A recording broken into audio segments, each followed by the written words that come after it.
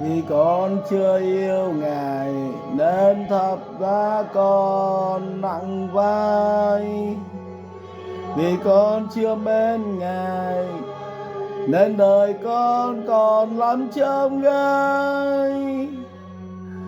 Vì con chưa tin Ngài nên còn sợ hãi tương lai.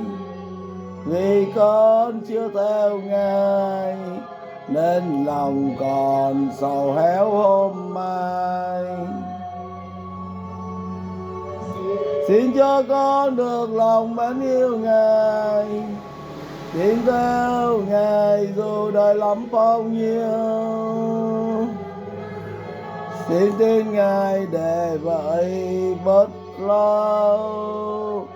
Xin cho Ngài làm nâng đỡ đời con.